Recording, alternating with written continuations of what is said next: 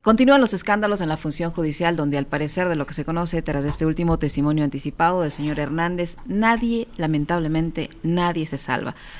Todos están de alguna u otra manera involucrados en algún tipo de supuesta o presunta irregularidad, y ayer fue el turno del juez Felipe Córdoba y también del expresidente de la Corte Nacional de Justicia, Iván Saquicela, actual candidato a la presidencia de la República. Este testimonio anticipado revela los manejos oscuros que se hacían al interior de la función judicial al parecer para incluso fallar a favor o en contra de determinadas causas, recibiendo a cambio sobornos. Se habla de 20,000, de 50,000, de 30,000 dólares, etcétera.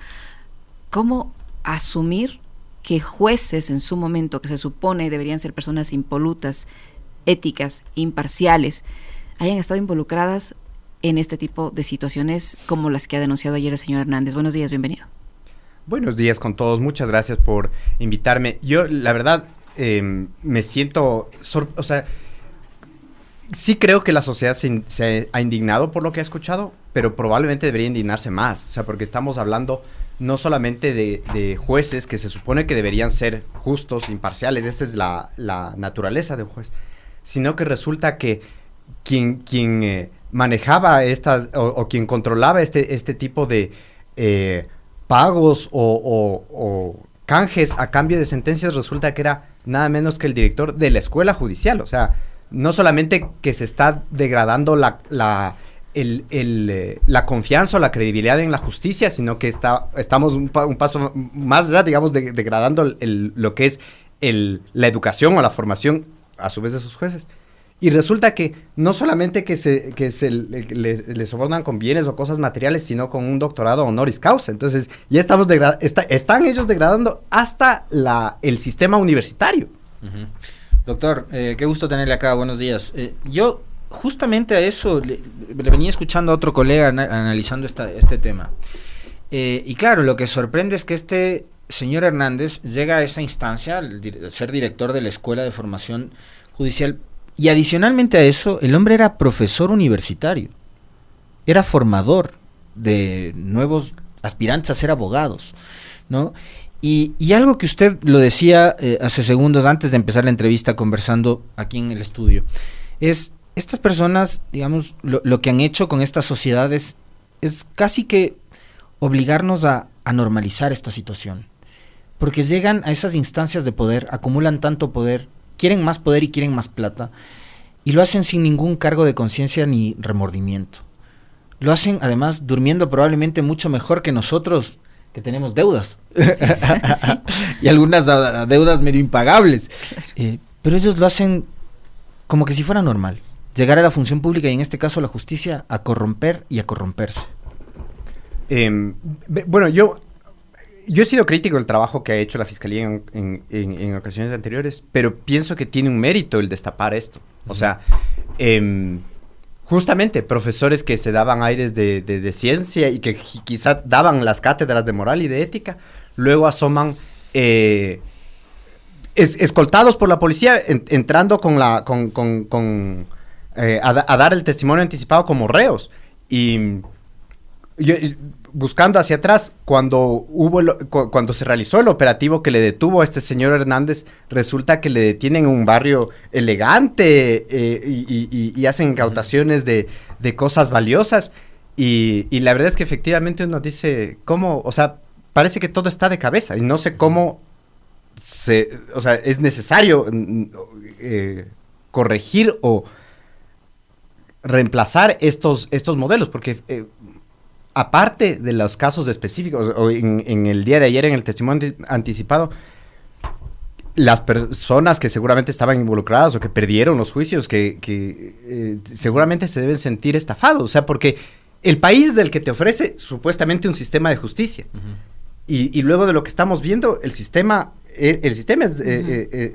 está lleno de personas que están corrompidas. Yo sí tengo esperanza de que tenga alguna forma de solución. Así se entiende por qué los casos, que por más que la defensa presente todos los argumentos, todos los recursos, ahora entendemos por qué algunos casos, pese a las evidencias, simplemente no se resuelven a favor de las pruebas, a favor del derecho, porque bueno, tienen estos intermediarios de por medio con recursos de por medio. Mire, yo quisiera contarle, no siempre yo he llegado hasta la Corte Nacional, pero yo he tenido la oportunidad de litigar en Corte Nacional.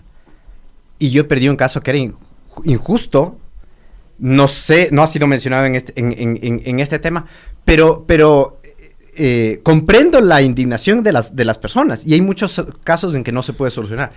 En materia penal existe un recurso de revisión cuando, qué sé yo, o sea, se encuentra que justamente ha habido algún delito, o sea, se llegó a esta sentencia mediante formas ilícitas, pero en materia civil no hay, y debería haber.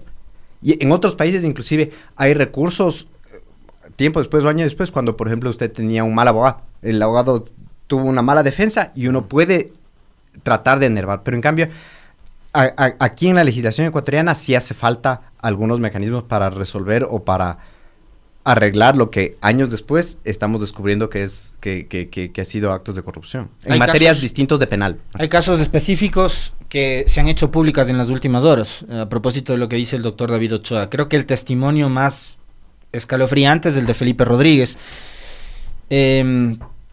Que cada uno puede sentirse en la absoluta libertad de considerar y de pensar lo que quieran de Felipe Rodríguez, pero lo que dice él es, de entrada, dijo, no tengo palabras, quedé descompuesto, me tomaré unas horas para digerir esta confesión y para explicarles a mis clientes por qué perdimos. Pagaban para ganarme. Lo que no ven es que en mis manos había vidas, patrimonios, familias, no me ganaron a mí, sino a la justicia. Y después, esto dijo de entrada cuando se estaba escuchando en vivo el testimonio de Michael Hernández, pero después Felipe Rodríguez publica un tuit mucho más largo, que si quieren pueden buscarlo ustedes para que lo lean, en donde él de entrada dice, me he tomado unas horas para salir del shock, revisar mis archivos, así poderles contar la historia con un poco más de detalle, etcétera. Perdieron los casos. Ahora, esta justicia corrupta, corrompida, ¿cómo puede hacer para reparar? No el caso que perdió el abogado Felipe Rodríguez, sino a sus defendidos, pues. Porque él dice que había vidas, patrimonios en juego. ¿Qué pasa en esos casos? Justamente, o sea, lo que va a tener que hacer, como no hay un recurso en materia civil para revivir un juicio que ya llegó a su sentencia, cuando ya estamos hablando de Cortes Nacionales, que ya más juicio no hay, y en materia civil no hay un recurso. Entonces, lo que les va a tocar hacer es iniciar nuevos juicios para expresar todo esto y tratar de retroceder o de lograr una nulidad de sentencia.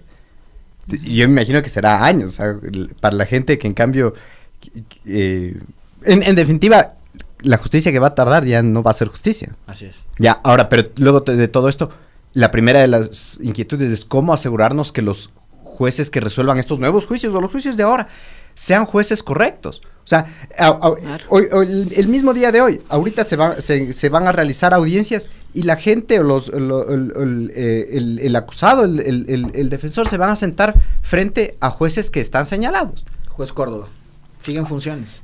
Juez Córdoba sigue en funciones. El caso de Iván Saquicela, déjenme contarle una historia simpática. Cuando él presenta la renuncia, resulta que todavía había 18 audiencias que tuvieron sentencia oral, pero que faltaba la sentencia escrita. Entonces, Casito no le aceptan la renuncia porque estaba con un retraso. Se puso al día, renunció. Ahora está en la papeleta. ¿Qué irá a pasar con ese caso? O sea, yo no sé cómo es... O sea, la candidatura de Saquicela está degradando el sistema electoral. Tal como el honoris causa de Saquicela degradó el sistema universitario. O sea, a raíz de todo lo que estamos destapando, lo que estamos viendo, ¿qué premio o qué mérito pudo haber acreditado Saquicela para que la universidad, cualquiera que esta sea de México, le otorgue un premio? Y ahora nos estamos dando cuenta que los canjes han sido económicos. Fíjese, en Estados Unidos hay un escándalo súper grande porque un juez de la Corte Suprema de allá, un juez Clarence Thomas, justamente había recibido, no él, sino la esposa, regalos o atenciones de empresa que tienen casos en la Corte.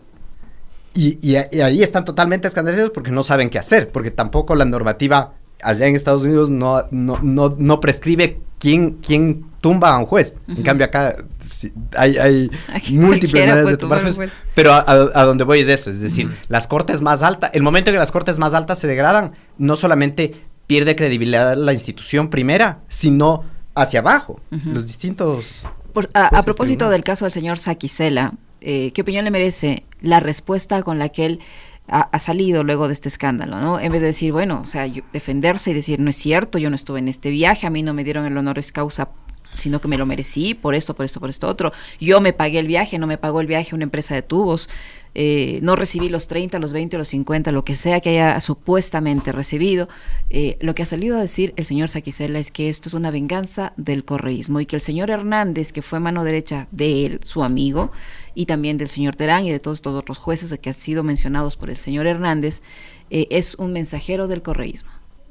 Bueno, yo lo que noto es que se están peleando dos compadres. En su época, Iván Saquicela fue útil para las persecuciones que hacía la fiscal general del Estado y las persecuciones o las sentencias o las decisiones que necesitaba Lasso. Nosotros ahorita estamos viendo, la prensa en cambio no está viendo, pero ha habido jueces que denuncian que Lasso y el gobierno de Lasso interfirió la justicia para evitar que caiga Guadalupe Llori. Luego intervino la justicia para evitar que caigan sus vocales del Consejo de Participación Ciudadana. Sus vocales, te lo he dicho muy bien. Hernán Uso.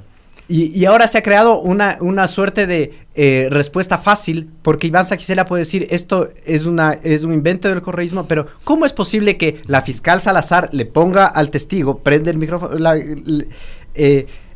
Yo creo que este señor Hernández habrá preparado su testimonio. No sé si le habrán editado o le habrán recortado partes, pero se nota que él es su propia estructura. Ya, hay muchas cosas más que él no mencionó. Hubo un tiempo después de la Escuela de la Función Judicial que este señor ha sido abogado en libre ejercicio y sus socios también llevaban casos y también, o sea, a la larga todos estos abogados resultan parte de tramas. Era un lobista, judicial. Doctor, a ver, hay algunas cosas, muchas súper interesantes. Por ejemplo, de acuerdo a este testimonio, Saquicela recibió beneficios, se hospedó en un hotel de lujo. Digo, todo eso debe haber facturas, debe haber pruebas. Finalmente, estos testimonios, lo de los cooperadores eficaces en otros casos, son testimonios. El asunto es que tienen que probarlo. Claro, hay que probarlo. Exactamente. ¿Qué pruebas? Entiendo que hay un audio que lo ha entregado Hernández, pero más allá de eso, digamos, para que todo esto sea cierto y lo podamos asumir como real, como cierto, tiene que haber una prueba. Es verdad. O sea, lo que hemos escuchado ayer es la versión de un testigo que además está preso y acusado en otros casos. La Fiscalía ha anunciado que ha aperturado ya investigaciones. Como hemos visto que pasa, seguramente habrá allanamientos. Pero no hubo, me iba a trasnochar esperando que tumben la puerta de la casa del juez Córdoba, de Saquicela, del empresario de los tubos, pero no pasó nada. Bueno, ayer en la mañana hubo otro allanamiento por otra cosa que pasó un poco simultánea, que es el concurso del año 2023 aparentemente había estado manipulado, pero si se dan cuenta que vemos que a lo largo de la función judicial están unas personas o están otras personas, ocurren malos manejos u obstáculos. La función judicial tiene una dirección de transparencia. Creo que está claro que eso no está funcionando, ¿no? Si el propio director de la escuela judicial, en lugar de enseñar a bien, ha sabido enseñar a hacer cosas negativas, sí es necesario una revisión de cómo funciona esto, y probablemente también es una indicación de que los mecanismos anticorrupción no funcionan, que de instituciones de anticorrupción estamos repletos. Es decir, muchos de estos problemas, si no han sido vistos antes, quiere decir que la Contraloría no funciona, quiere decir que el Consejo de Participación Ciudadana, o sea, no ha investigado denuncias de corrupción en este tema. Entonces, pasará bastante tiempo o pasará el próximo escándalo para poder ver algún allanamiento. Yo lo que quería mencionar es, hubo un tiempo en que Saquicela fue sacado de la corte, o sea, en algún momento se pelearon, se pusieron de a buenas, fue funcional a la trama de persecución, pero en algún momento no. Entonces, y usted que ahora están peleados, decía hace instantes, están peleados los compadres. A mí, no sé, me resulta extraño, y por eso sí quisiera preguntarle cómo funcionan esto de los testimonios anticipados, porque paralelamente, mientras el señor Hernández ofrecía su testimonio, ya Fiscalía sacaba todos los productos comunicacionales con el testimonio del señor Hernández, es decir, como que ellos ya sabían con anticipación qué es lo que el señor Hernández iba a decir. Y en ciertos procesos, la Fiscalía actúa de la misma forma. Yo no sé si es que sacan todo lo que los testigos tienen que decir o si sacan todo lo que a la Fiscalía le interesa que el testimonio de este testigo pueda ofrecer. Bueno, la Fiscalía es parte procesal, entonces llevar el agua a su molino es parte de su trabajo. Pero lo que usted menciona sí nos hace ver que tanto el testimonio como todos los distintos casos que estamos viendo, como que se debaten en dos cortes distintas, en una corte de justicia con jueces que dirán una sentencia, pero también en una corte de la opinión pública. Uh-huh. Y yo entiendo que la Fiscalía lo que busca es ganarse la voluntad de la opinión pública. Yo pienso que lo lograrían trabajando mejor, porque efectivamente hay muchas cosas, como hemos visto, hay una selectividad en decidir qué casos se investigan y en qué casos se olvidan. Uh-huh. Yo no tuve la oportunidad, no tuve la oportunidad de estar presente para escuchar justamente toda la confesión de esta persona, pero probablemente habrá muchas cosas más que es necesario justamente investigar con imparcialidad. Uno de los grandes problemas que tiene la Fiscalía es que, como carece de imparcialidad y de impresión de imparcialidad, las investigaciones que haga, así sean correctas, van a tener ese tinte o esa contaminación. Ahora, por esto último que acaba usted de mencionar, doctor, quisiera consultarle, pedirle también su opinión más allá del tema técnico, jurídico, también su visión política, porque la Fiscalía finalmente no ha dejado de ser un actor político durante estos años, y preguntar por qué si Saquicela era parte de todo ese esquema heredado del Trujillato para conseguir objetivos políticos a través del manejo y la manipulación de la justicia, sentencias, el caso Sobornos creo que es el más evidente de todos, hoy cae en desgracia. Y es algo que también pasó con otros dos personajes, con Wilman Terán, probablemente el más cercano, y con Pablo Celi. Todos en su momento aparecían en la foto agarrados de la mano de la fiscal, eran parte de todo el esquema de lucha supuesta contra la corrupción y contra el correísmo malo, perverso, diabólico, satánico, y ahora todos contra todos, entre ellos. Bueno, yo creo que fueron funcionales en su época, y luego los echaron como bagazo. Parece que no pagaron la suscripción de tener un paraguas que los proteja. Otros sí tienen ese tipo de protección. Yo pienso que la candidatura de Saquicela no es competitiva, no tiene posibilidades de ser competitiva, pero está ahí para generar ruido, o sea, para hacer sonido, ver más personas, que la gente no entienda los mensajes electorales, y además para que esta lista 20, que el negocio particular de Gustavo Larrea, sobreviva a la tarjeta amarilla que ahorita está sufriendo. Uh-huh. Pero vemos que esta lista 20, como muchas otras, son cascarones vacíos. La presentación del candidato presidencial, no había la binomio, estaba en otro lado. Entonces, no hay ciudadanía detrás de estas organizaciones políticas. Yo dudo mucho que, muy probablemente, si es que democracia sí, como sospechamos, está bajo el control de un solo individuo, muy probablemente este escándalo no le va a costar la candidatura a Saquicela. Y lo veremos en la papeleta. Para desgracia del sistema electoral, como hemos visto, una desgracia de los honoris causa y la justicia. Pero si a alguien le interesa que Saquicela no forme parte de la papeleta, todavía no está. Las inscripciones son a partir del 2 de octubre. Ahí veremos si es que el hombre finalmente se inscribe o no se inscribe, y hasta llegar al 2 de octubre pasará todavía algunas cosas. Si a alguien le puede interesar que Saquicela no sume más allá de ese 0,2% que tiene de intención de voto, es probablemente a Noboa. Pero usted decía hace un momento algo muy interesante, el tema del paraguas. Ese paraguas, probablemente en un país como el nuestro, acostumbrados a hacer patio trasero toda la vida, es la embajada. Y la embajada es el gran paraguas que tiene la fiscal y que ha tenido la fiscal, más allá de los apoyos coyunturales políticos. En su momento el gobierno de Moreno, el gobierno de Lasso, ahora el gobierno de Noboa. En su momento los socialcristianos, a quienes empezó a perseguirles a partir de lo de Muentes, el paraguas de la fiscal es la embajada.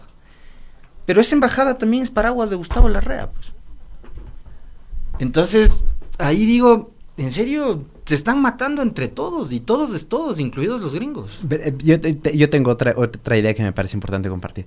Cuando estos diablitos caen en desgracia, Wilman Terán, etcétera, Pablo Celi, es también un ejemplo para el resto de la gallada, porque hay mucha gente que se encubren cosas que hacen, o se encubren conductas concertadas,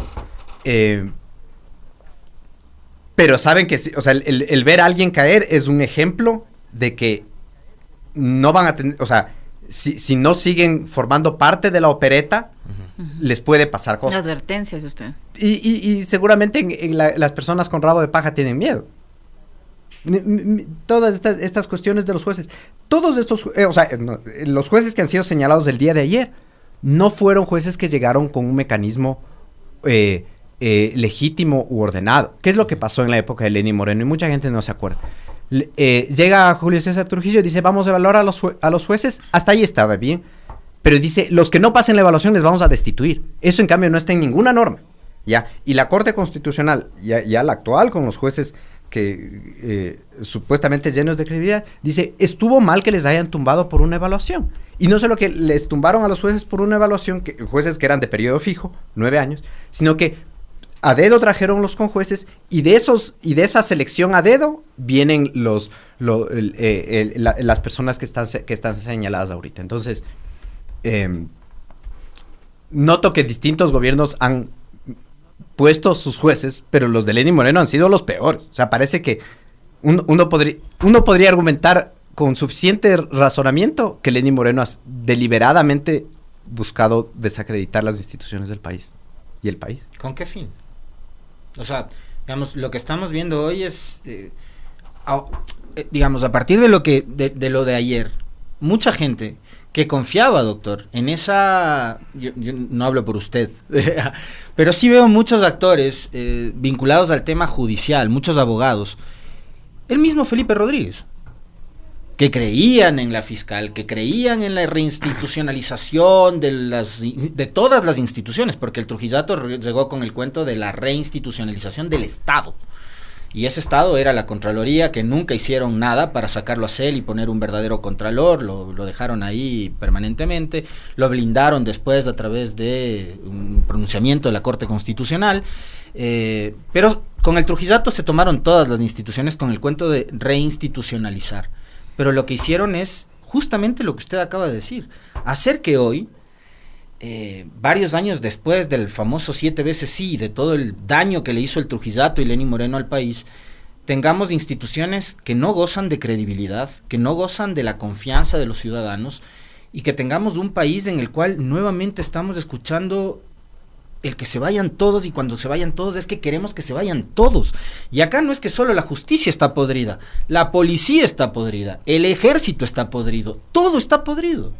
A ver, verá, tú me preguntas con qué fin. Yo veo una trama de largo aliento, de largos años. Entonces, durante los años de Moreno, se dedicaron, uno de buena fe podría decir que por inutilidad, pero yo pienso que se dedicaron de mala fe a comenzar a destruir, y ahorita ha comenzado una nueva etapa donde ya muchas cosas están destruidas, la credibilidad del país, la seriedad, nos ven desde el exterior como que fue, bueno. Y ahora en cambio viene la otra parte del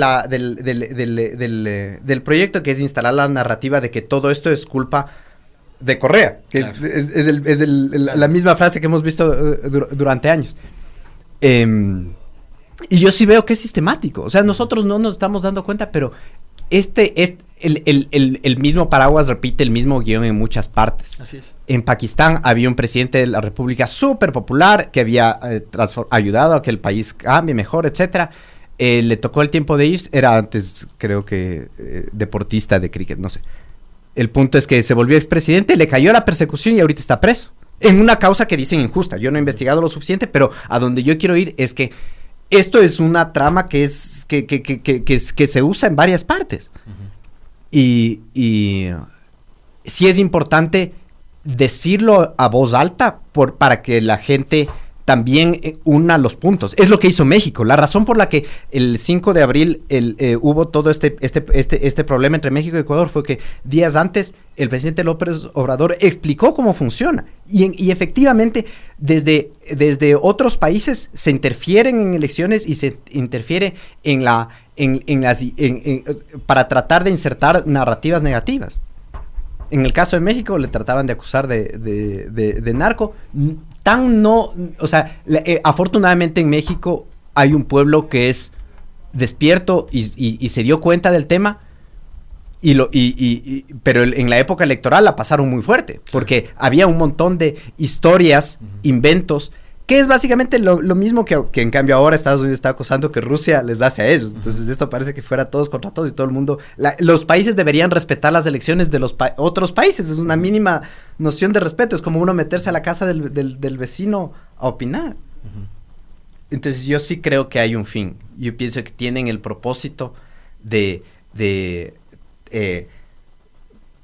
insertar en la sociedad la idea de que todo lo que estamos pasando mal era que simplemente antes estaban guardando las cosas bajo la alfombra. Yo en cambio pienso que problemas ha habido siempre, pero yo noto que las autoridades gubernamentales del presente no son sabias, no son inteligentes. Siento que el gobierno de Noboa es como el gobierno de Alvarito. Y en cambio el gobierno anterior, Lazo y Moreno, siento que de mala fe querían destruir el país y querían destruir las instituciones.